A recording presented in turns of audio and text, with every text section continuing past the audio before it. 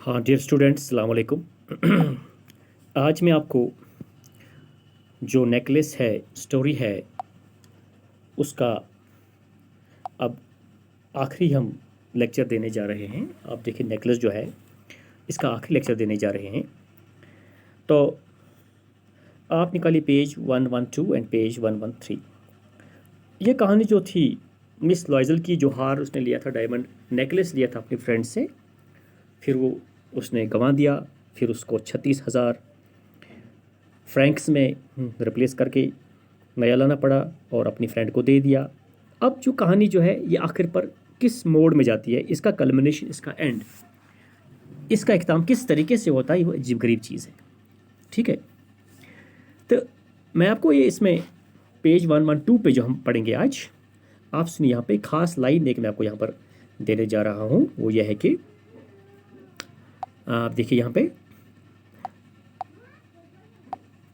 ये देखिए, ये लाइन जो है आपके पास, इस लाइन को देखिए आप। ये लाइन कहती है कि जो मिस्टर लॉयजल था, उस बेचारे ने जो पैसा कर्ज करके लिया था, 40,000 36,000 वो फ्रैंक्स, फ्रांसीसी पैसा, उसको 10 साल लग गए वो कर्ज़ा उतारने में। यानी 10 साल के बाद उसकी नॉर्मल लाइफ जो है वो रिस्टोर हो गई।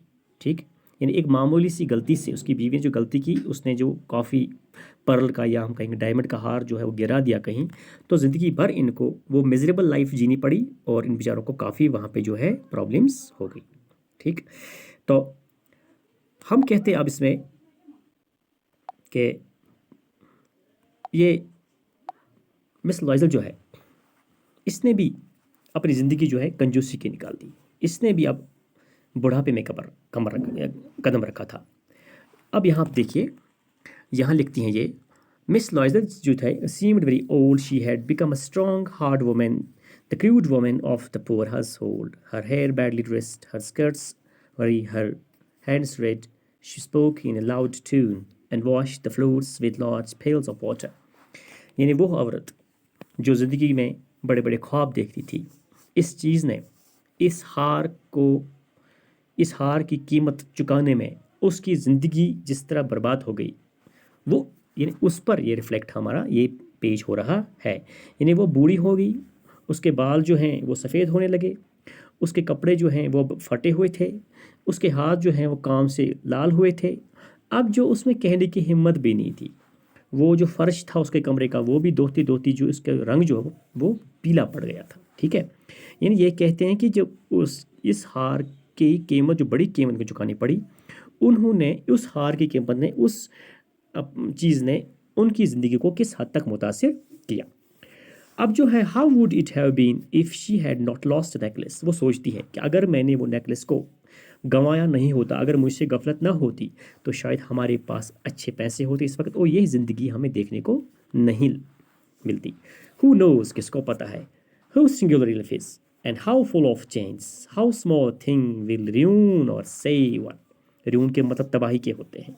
तो उसने इस चीज़ को महसूस किया कि ज़िंदगी में उतार चढ़ाव आते हैं, ज़िंदगी अजीब सी होती है, कभी इंसान की ज़िंदगी में खुशी और कभी गम आते हैं, ये किसी को, इंसान को पता नहीं है। एक मामूली सी चीज़, एक मामूली सी चूक, एक मामूली सी गलती इंसान की ज़िंदगी को या तो यानी किस तरह तबाह करती है, और अगर इंसान वो गलती ना कर बैठे तो इंसान की ज़िंदगी सेव हो जाती है।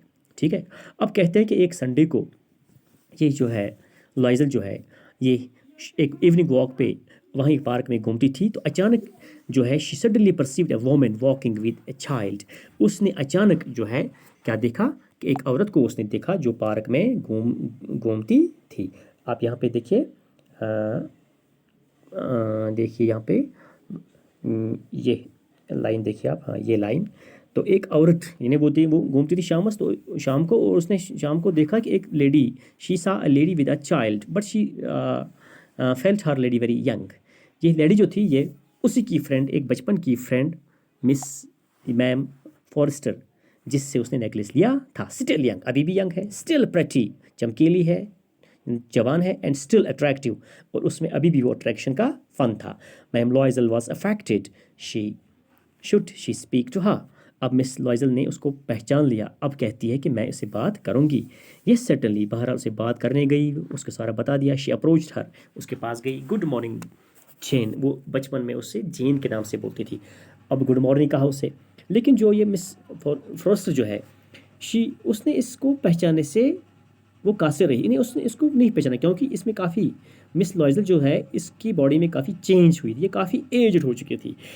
इस चीज़ से वो इसको नहीं पहचान सके। तो मिस लॉयजल ने कहा कि oh sorry I am mistaken, मैं आपको नहीं जानती हूँ। No I am Mathilde Loisel दमस, ए मेरी फ्रेंड आप क्या बोलती हो, मैं आपके बचपन की साथी हूँ, मैं मिटिल्डा हूँ, मैं मिटिल्डा हूँ, वही मिटिल्डा जो आपके, जिसने आपसे नेकलेस लिया था। Her friend uttered a cry of astonishment, astonish में हैरान क्यों कहते हैं, utter something some words coming off out of your mouth.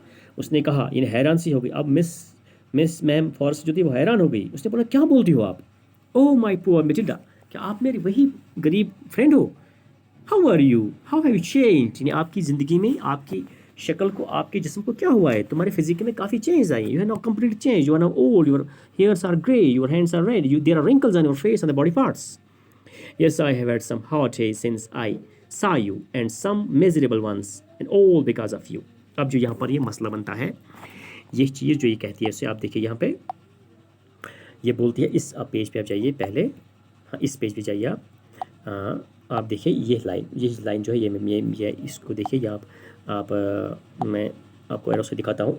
ये लाइन इसमें ये रिफ्लेक्ट होता है कि बोलते ऐसे कि आपकी ज़िंदगी ने हमारी ज़िंदगी को काफ़ी बदल दिया, यानी हमें कुछ हार्ड डेज देखने को पड़े, हमारी ज़िंदगी बहुत हार्ड थी, मिजरेबल थी, कंजूसी की ज़िंदगी में गुजारनी पड़ी, लेकिन वो आपकी वजह से।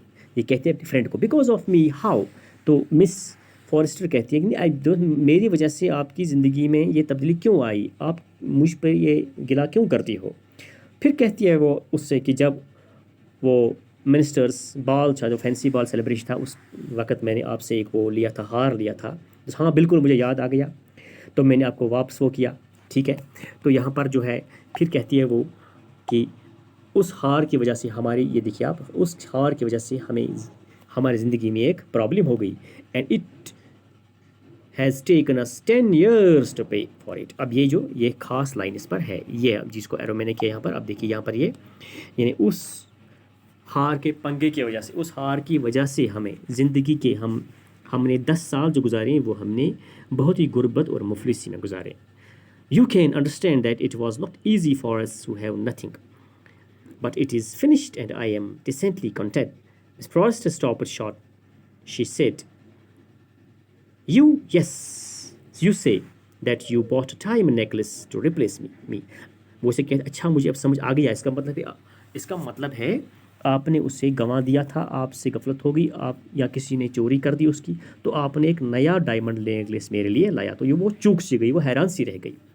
अब ये कहते, yes you did not perceive it then, तो जैसे कि फ्रेंड को ये थी, हाँ बिल्कुल मैंने उसको वापस किया उस वक्त एक नए नेकलेस से, डायमंड के नेकलेस से, लेकिन आपने उस वक्त उससे नहीं पहचाना, परसीव इट देन, आपने उस वक्त इसको, क्योंकि आपने डब्बा नहीं खोला, आपने उस वक्त उसको नहीं पहचाना। अगर डब्बा खोलते शायद मुमकिन था कि आप उसको पहचानती। दे वर जस्ट अलाइक, यानी वो जो मैंने रिप्लेसमेंट में जो लाया था, सब्स्टिट्यूशन किया था मैंने उसका, और आपका जो हार जो मैंने कहीं गंवा दिया था, वो दोनों हार अलाइक थे, सेम थे। And she smiled with proud and simple Joy. तो इस चीज़ पर जब ये बात मिस फॉरेस्टर ने सुनी तो वो हंस पड़ी खुशी से। Ma'am Forestier was touched and look both her hands as she replied. Miss Forestier जो थी, उसने उसके दोनों हाथों को चूमा और जवाब दिया, oh my poor Mathilde, mine were false, mine were false. अब ये चीज़ जो यहाँ पर है ये समझने की बात है, माइन वेर फॉल्स। देखिए ये बोलती है इससे, ए नादान, मेरी नादान दोस्त, जो मेरा हार तूने लिया था वो जाली था, वो फॉल्स था, वो नकली था, वो उतना कीमती नहीं था। दे वर नॉट वर्थ और 500 फ्रैंक्स, उसकी कीमत जो थी वो 5000 फ्रैंक से अलावा नहीं थी। तो इस चीज़ को सुनकर कैसी मुसीबत पड़ गई होगी मिस मेटिल्डा पर, मिस लॉयजल पर, तो ये हम खुद समझ सकते हैं। तो इस चीज़ से हमें पता चलता है कि ज़िंदगी में हर चीज़ की कीमत होती है, हर एक सिक्का, हर एक पैसा ज़िंदगी में जो होता है वो उससे इंसान को सही तरीके से खर्च करना चाहिए और खर्च फजूली नहीं करनी चाहिए। इंसान को कंजर्विंग रहना चाहिए। और जब भी ऐसा कोई चीज़ हो कि आप किसी चीज़ को गंवा दें आपसे फ्रेंड से लिए, तो उसकी इंक्वायरी करनी चाहिए कि वो सही है या गलत है। तो उसके बाद क्या होता है, शायद उसकी फ्रेंड वो बाकी पैसा जो है उसको वापस करती हो, तो वो तो दूसरी बात है। तो ये बड़ी इंटरेस्टिंग स्टोरी है। आप देखिए किस तरह से 10 सालों तक ये फैमिली जो है सफ़र करती है, तो आखिर पर जो निकलता है वो निकला यही खोदा पहाड़ निकला चूहा। तो ये छोटी एक स्टोरी थी इस पर। तो इंशाल्लाह इसके साथ ही हमने ये स्टोरी ख़त्म कर दी। तो आज से मैं आपके इसकी एक्सरसाइज भी डाल दूंगा और आप उसको भी पिकअप करते रहिए। Have a good day. अल्लाह हाफिज़ you and me in all walks of our life.